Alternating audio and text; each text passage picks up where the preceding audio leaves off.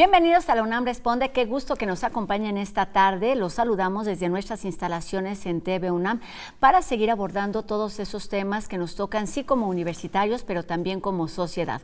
Durante los siguientes minutos hablaremos sobre tecnologías ecológicas con una cápsula que nos ha preparado UNAM Global TV. Además, los invitaremos a visitar una exposición sobre mujeres universitarias allá en el Centro Histórico y comenzaremos hablando sobre las expectativas para los próximos 4 años con la llegada, con el regreso de Donald Trump. Quédense con nosotros, comenzamos.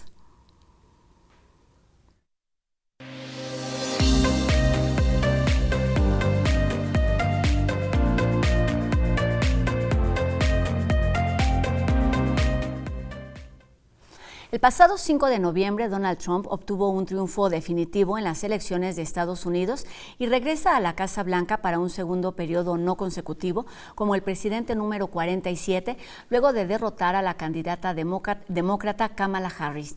Pero, ¿cómo es este regreso? ¿Qué significa este triunfo para Estados Unidos, para México, para el continente, para el mundo entero? De todo esto platicaremos durante los siguientes minutos y para ello saludamos al maestro Irving Rico Becerra, quien es académico del Centro de Relaciones Internacionales de la Facultad de Ciencias Políticas y Sociales de nuestra universidad. ¿Cómo estás? Muy bien, Rosa. Muchas gracias por la invitación y es un gusto estar por acá. Pues qué bueno que estás aquí. Bienvenido para ayudarnos a entender, a aclarar ciertos puntos de este proceso que fue muy polémico y del periodo que comienza, que no sé cómo empieza. ¿Qué dirías? Un primer comentario sobre la llegada, el regreso de Trump al gobierno de Estados Unidos.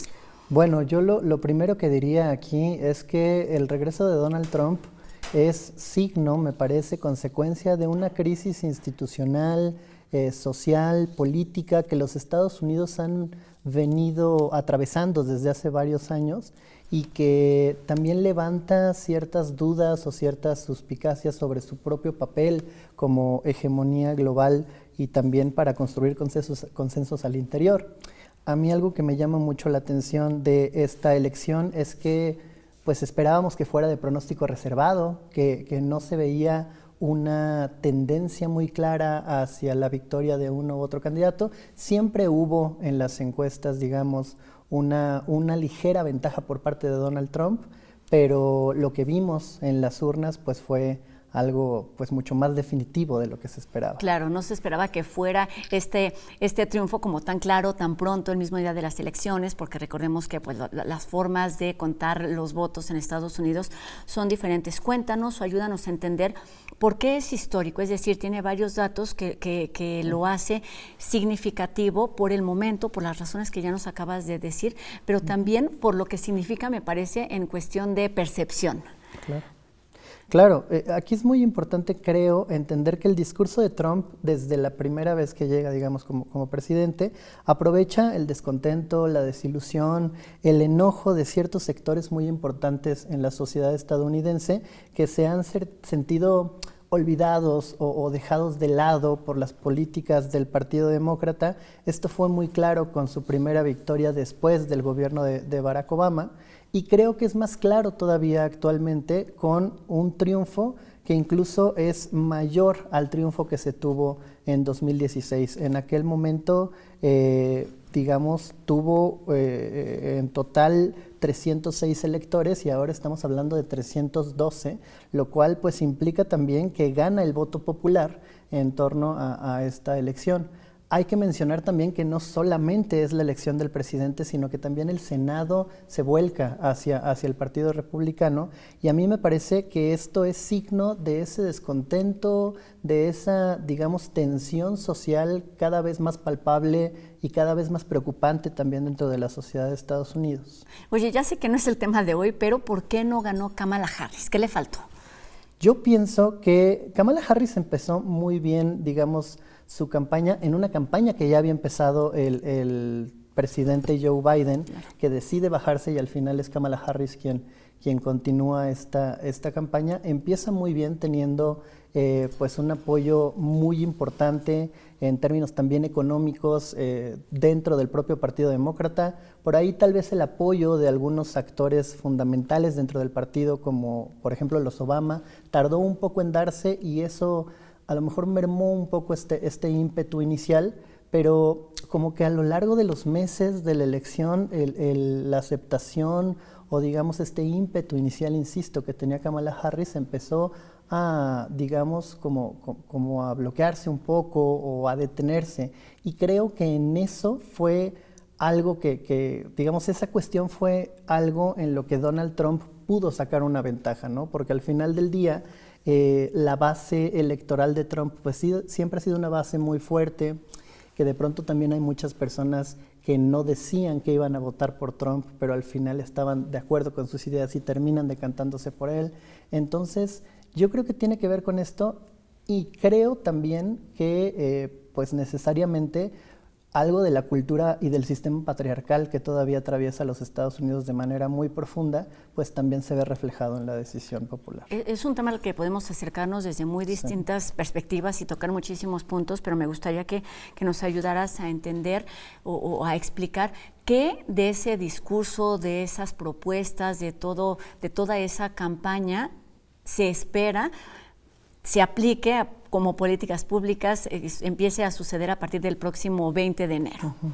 Bueno, aquí también hay que tomar en cuenta que este discurso de parte del republicano Donald Trump es un discurso muy agresivo que conecta con esta, digamos, con este sentimiento del que veníamos comentando con algunos sectores de la sociedad estadounidense.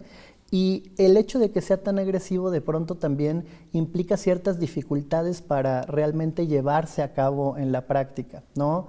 Donald Trump, por ejemplo, en torno a las cuestiones migratorias, habla de deportaciones masivas, habla de un endurecimiento tremendo de la política migratoria, lo cual creemos que puede ser aplicable, sobre todo con los nombramientos, por ejemplo, de Kristi Noem como secretaria del Departamento de Seguridad Nacional. Por ahí también se perfila posiblemente Marco Rubio como secretario de Estado, y ese tipo de cosas como que fortalecen las propuestas en términos discursivos ya llevadas más como hacia los nombramientos. Claro. Aún así, sí, es decir, se va formalizando, se va cerrando, digamos, exacto, para que se aplique todo eso que se dijo y que en muchos momentos se decía, vamos, es solamente un discurso y es complicado que se lleve a cabo. Claro, claro. Y sigue siendo complicado que se lleve a cabo, porque al final del día este tipo de cosas, vaya, las partes como más significativas de este discurso, las deportaciones masivas, la construcción o la ampliación del muro fronterizo, todo este tipo de situaciones que de pronto, insisto, tienen una muy buena conexión con ciertos sectores de la sociedad estadounidense, o son muy costosas en términos económicos o son también muy riesgosas en términos políticos. Entonces, creo que ahí lo que veremos nuevamente, como lo vimos en digamos en el primer periodo presidencial de Trump, es cómo estas promesas de campaña se van convirtiendo en realidades, vamos a decirlo así, incompletas con respecto a su propia campaña. Okay. Y que sin embargo, sí representan un riesgo importante, pues para ciertos sectores de la propia sociedad. Hablemos de lo que sucede con este vínculo cercano México-Estados Unidos, la cercanía en muchísimos términos, no solamente territoriales, las principales dificultades que han sido tema de conversación durante los últimos meses, años, en cuestión de seguridad, de narcotráfico, de temas migrantes, de economía. ¿Cuáles son las principales preocupaciones o ocupaciones en este sentido con la llegada de Trump al gobierno? Claro. Me parece que los 4 temas que siempre están presentes en la agenda bilateral son comercio, fronteras, migraciones y seguridad, ¿no? Y en estos 4 tenemos tareas pendientes, tenemos desafíos, tenemos problemas en cómo se ha dado la propia relación bilateral que creo que se pueden profundizar en torno a, digamos, a las tensiones con el gobierno de Donald Trump, sin que esto implique que la relación bilateral se desestructure o pierda, digamos, su cauce o la tendencia que ha ido llevando, ¿no? Por ejemplo, en el tema migraciones, se piensa de pronto mucho esta idea de que el Partido Demócrata es más benévolo con la cuestión de las migraciones que el Partido Republicano, pero los datos nos dicen que no es necesariamente así, ¿no? Sí. La tendencia a las deportaciones ha ido creciendo y no tenemos argumentos para pensar que no va a seguir creciendo, sobre todo con un discurso como el que ahora maneja el presidente Donald Trump. Sí, creo que se puede intensificar, pero no sería, digamos, la idea de que Trump llegara con algo completamente nuevo, sino que continuara y profundizara una tendencia, por ejemplo, de endurecimiento en cuestión de migración, o también incluso de securitización de la propia frontera, ¿no? Se ha hablado mucho de las inversiones que puede hacer con la patrulla fronteriza, de ciertos atisbos de militarización en la propia frontera, que creo que se pueden dar, pero que, insisto, no es que empiecen a darse en el momento en el que regresa Trump a la presidencia, sino que vienen arrastrándose en términos tendenciales. Digamos que ya están encaminadas. Oye, al principio hablaste de esta crisis de instituciones, de esta crisis hegemónica, pero no podemos dudar que pues, Estados Unidos sigue siendo una potencia, una gran potencia. ¿Por qué importa lo que pasa en Estados Unidos y cómo modificaría, digamos, la cuestión internacional? O sea, un tema importante, por supuesto, son los conflictos con ciertas regiones, pero en términos generales, en términos económicos, ¿significa un reto, un cambio importante? Sí, y es una pregunta muy interesante.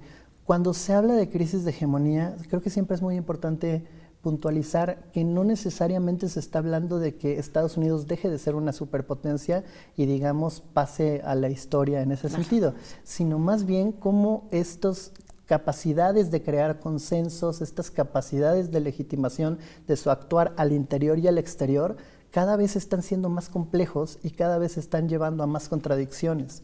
Es ese cúmulo de contradicciones los que van definiendo la crisis. No quiere decir que Estados Unidos deje de ser superpotencia, sino que es una superpotencia con grandes contradicciones que, por supuesto, implican mayores riesgos y peligros para el propio mundo.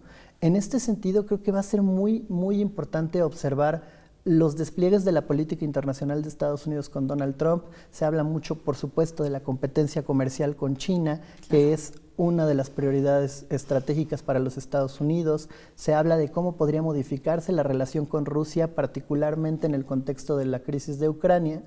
Pero en ese sentido, no nada más se debería de pensar a lo geopolítico en términos internacionales, sino cómo también se va construyendo hacia el interior de los Estados Unidos en términos sociales una situación de consenso y hegemonía.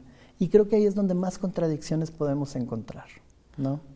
Oye, ¿cómo es que estas contradicciones, por más que haya argumentos, digamos, para hablar a favor o en contra, se vuelven un motivo de incertidumbre, de atención, no solamente entre México y Estados Unidos, sino a nivel global? ¿Y cómo impacta esto en el desarrollo, digamos, de las vidas cotidianas, económicas, migratorias de muchísimas naciones? Claro, esto es sumamente importante porque de pronto también pensamos que lo internacional o lo global acontecen en un mundo aparte de lo cotidiano, claro, y en realidad no. Sí. ¿Cómo se puede traducir esto? Pues se puede traducir directamente con algo que se teme mucho, por ejemplo, desde nuestro lado de la frontera, que es un aumento de aranceles como resultado de la competencia estratégica entre Estados Unidos y China, ¿no? Por ejemplo, con la revisión que se viene del TEMEC en 2026, se está pensando que Estados Unidos va a tener mucho más cuidado en los componentes de origen chino que tienen ciertos productos mexicanos, y que entonces si se le aplican aranceles a ese tipo de componentes,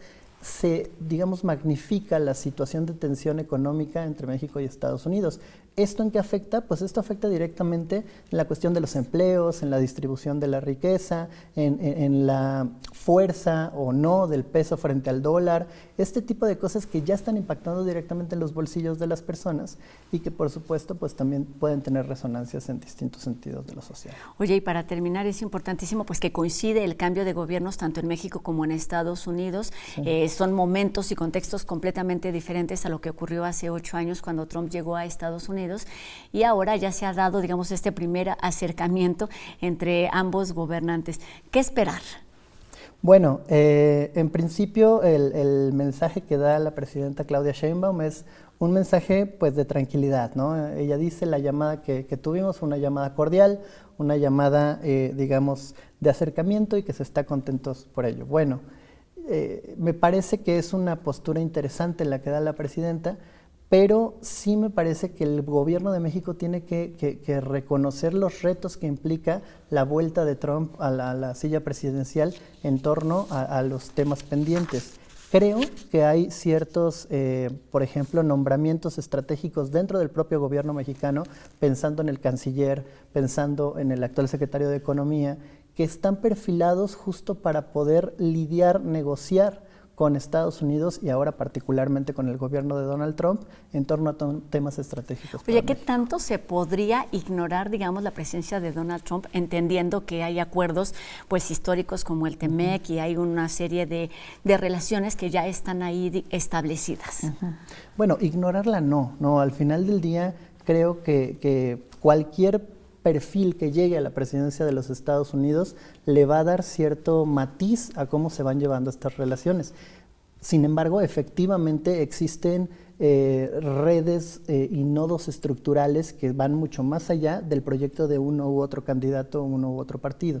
Entonces, yo creo que justamente en ese sentido se tiene que tener una visión estratégica muy bien delimitada por parte de México, que me parece continuaría con la visión soberanista en torno al territorio y a los recursos que ya se ha venido dando en los últimos años, pero que también necesita tener una flexibilidad de negociación, claro, porque en ese pragmatismo es donde podemos encontrar oportunidades para llevarla más o menos en paz. Exacto, esas son las expectativas. Siempre hay algo que se puede hacer para que una llegada así no sea tan invasiva en muchos sentidos. Por supuesto, el tema de la migración es un tema delicado, es un tema sensible que nos ocupa y que nos debe, que más bien que no solo nos preocupa, sino que nos debe ocupar como nación.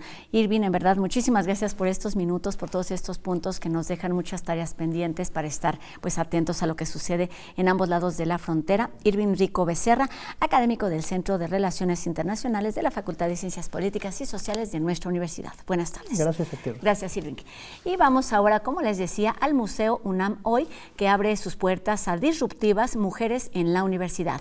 Se trata de una exposición que celebra y reconoce las genealogías femeninas en nuestra universidad a través de fotografías, documentos históricos y obras de artistas como Alicia Paz, Yuri Peña y el colectivo Mitote.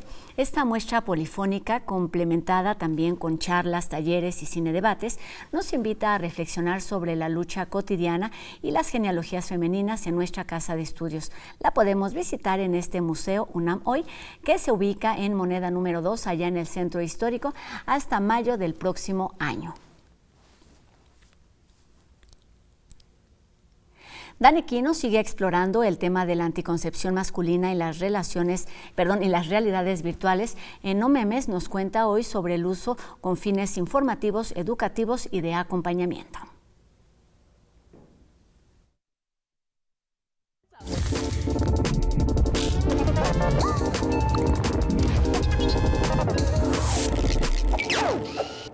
En No Memes hemos platicado muchísimo sobre la importancia de la realidad virtual en la educación, y en temas como la anticoncepción masculina, esta tecnología también está tirando paro.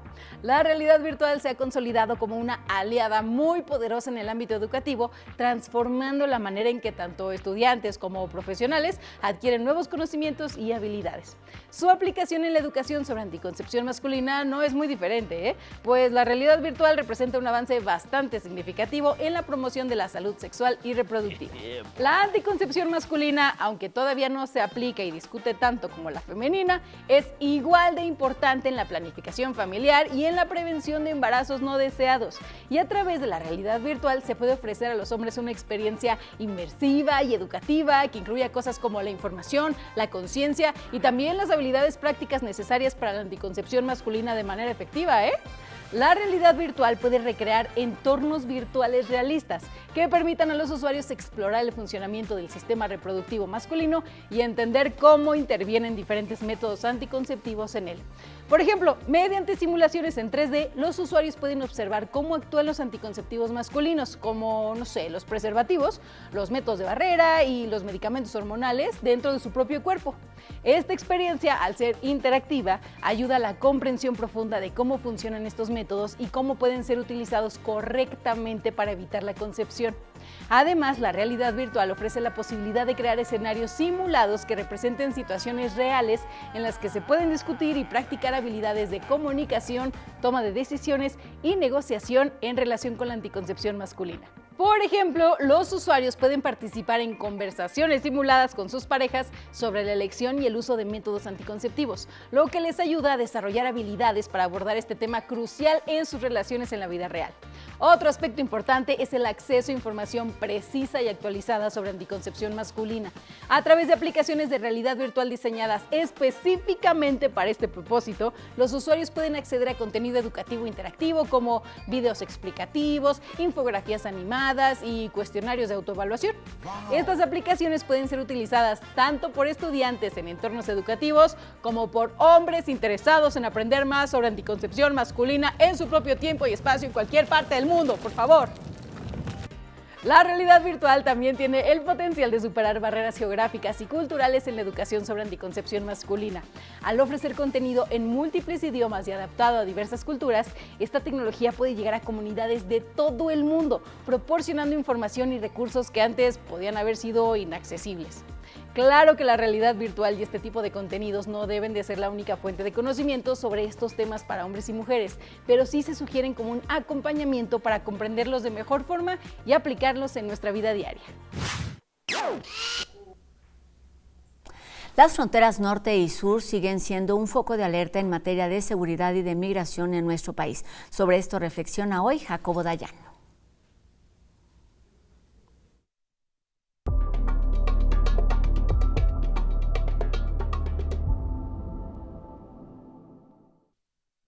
¿Qué tal? Continúan apareciendo notas con actos criminales violentos por parte del Ejército o la Guardia Nacional contra población migrante, tanto en la frontera sur, como ocurrió a inicios de la actual administración de Claudia Sheinbaum, como en la frontera norte en días recientes en Baja California. La migración solamente crecerá en los próximos años. La política migratoria mexicana de criminalizar este fenómeno y colocar a las Fuerzas Armadas a contenerlo continuará generando asesinatos, masacres, violencia, como lo estamos viendo en apenas un par de meses de la actual administración, un mes de la actual administración. Ante un fenómeno creciente, mantener esta política de criminalizar la migración con las Fuerzas Armadas que disparan y luego preguntan, para después alterar la escena del crimen, sembrar armas o sembrar casquillos e intentar desviar la atención, solamente generará más sufrimiento, más dolor y más violencia. Urge una política centrada en derechos humanos en materia migratoria, porque el fenómeno, repito, solamente tenderá a crecer. Muchas gracias.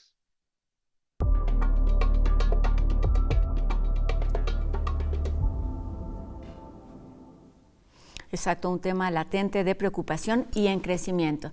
Y ahora hablemos de estufas de leña y calentadores de agua que no sean de riesgo para las familias y que sí sean amigables con el medio ambiente. Pues esto es una realidad en una comunidad del estado de Michoacán gracias al Instituto de Investigaciones en Ecosistemas y Sustentabilidad de nuestra universidad. Los detalles en UNAM Global TV.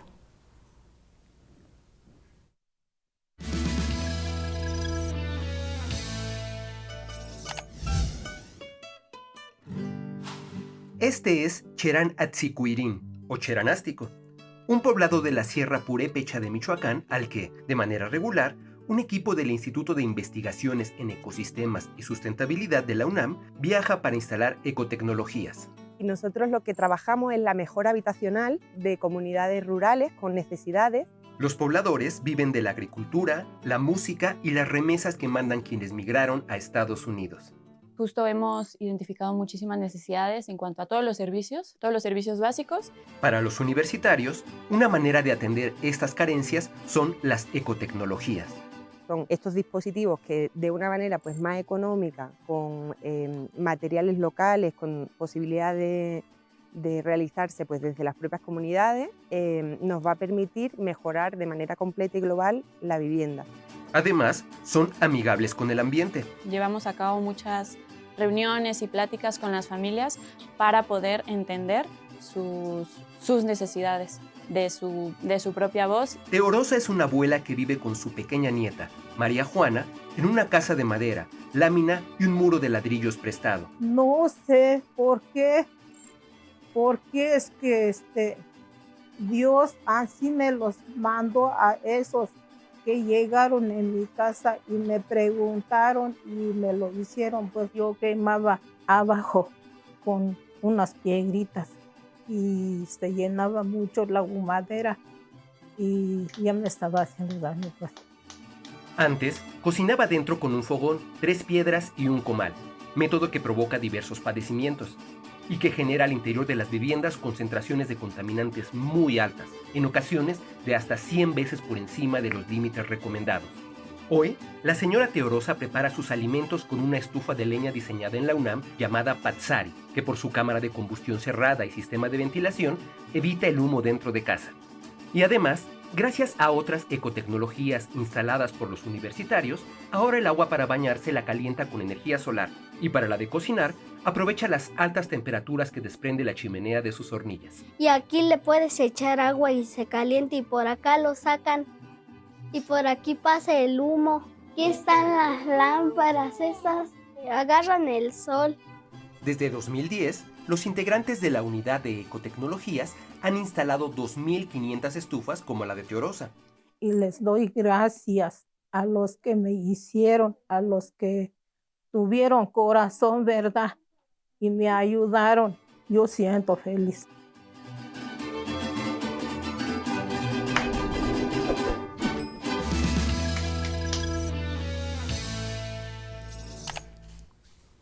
Las tortillas hechas a mano son uno de los grandes placeres de esta vida. Y con esto terminamos. Agradecemos a Joana Campillo su participación en la interpretación de lengua de señas. Les recordamos que podemos estar en contacto a través de nuestras redes sociales y los invitamos a que nos acompañen mañana, 2:30 de la tarde, aquí en TV UNAM. Adiós.